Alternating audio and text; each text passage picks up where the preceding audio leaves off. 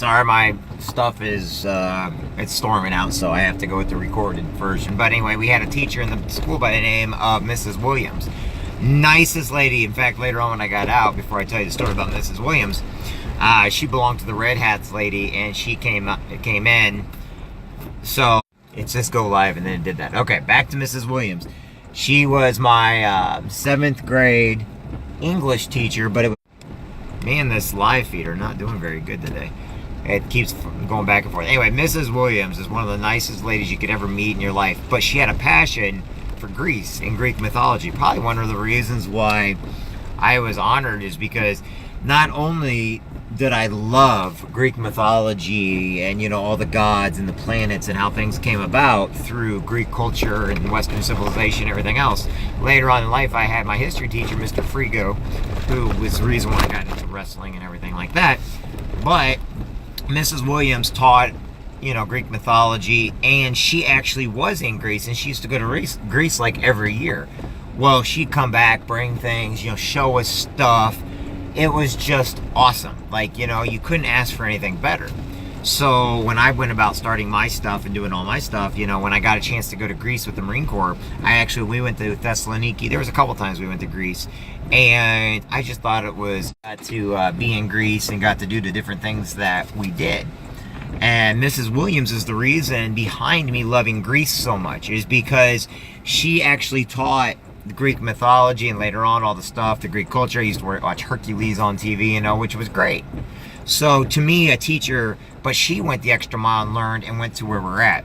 So in other words, if you want to be happy in life, you cannot just settle for where you're at. You can't just settle for what you got. And that's one reason why I always try to tell Marines, you know, quit being depressed. Go out there and do more with your life. Go out there and be a better parent. Don't just sit in front of a TV. You want to see the ultimate depression? Sit in front of a TV day in and day out and do nothing else. You know, don't have a purpose in life, and you will get depressed. You'll get bored. You'll wish that there was more to life, but it's up to you to do it, you know? You know, like with me, I sit on, 11 different volunteer things where all we do is help, everywhere from muscular dystrophy to vets to kids.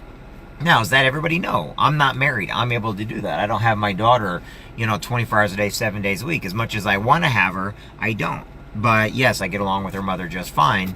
But the whole point is, I'm trying to tell everybody to get out there and do more so that you don't get bored with your life. So that life is not so intangible that, you know, things come down hard on you. I was talking to one of my Marine Corps buddies today that drives truck. He's older than me. He's about ready for retirement. He can't retire right now, but he drives truck. And basically, with everything he's done in his life, his body's failing on him right now to where he's pulling himself up in the truck and he's practically laying on the seat, pulling himself the rest of the way up into the truck, you know, as this is going on.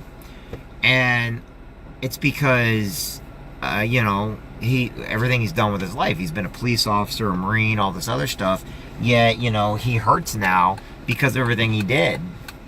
Now, what does that mean? That means he's looking for something else to do, but because of finances and stuff like that, he's going to go run for sheriff again. He's always one of the greatest sheriffs he made, you know, but he decided not to run one year and decided to go drive truck and did fine. He had a huge company, but then, you know, life happened, and now he's thinking about going to be a sheriff again because he loved doing it, but he doesn't know if his body can handle it.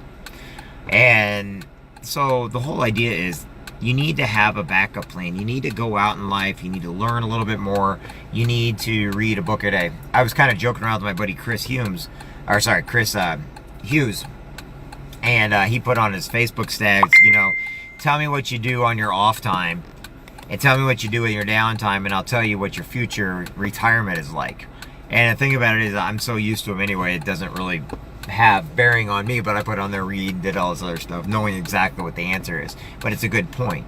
Show me what you do on your off time. Show me what you do in your spare time. Show me what you do that's important in your life, and I can show you what your future holds. Why? Because all these people that want more with their life, they're not doing anything to get more.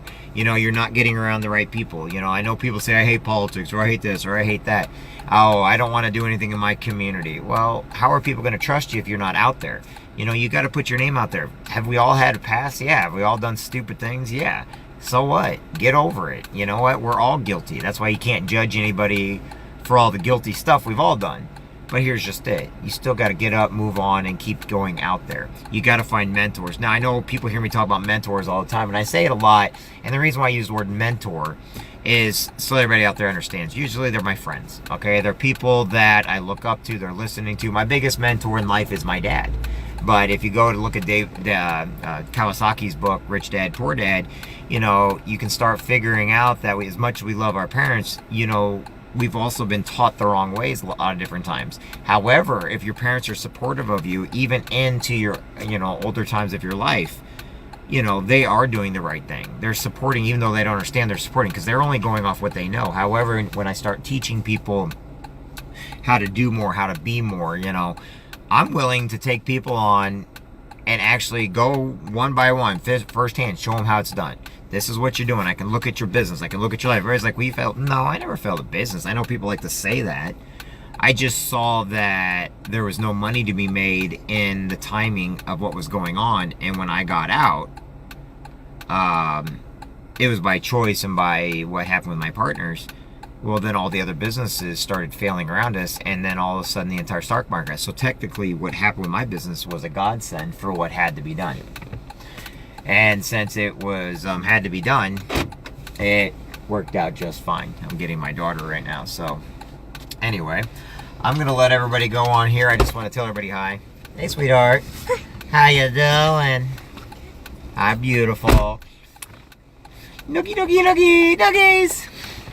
Get the seatbelt on. We have a contest. Wait, stop real quick. Oh my gosh, we're kissing back and forth to mommy. Alright. Get your last kiss in, goodbye. You're never seeing her again. We're going to Nebraska. No, we're not. We're going to Nebraska. Can I put my butt in the window? That way when she's kissing my butt? No. Oh, come on. Would that not be nice? It wouldn't. I'm a nice person.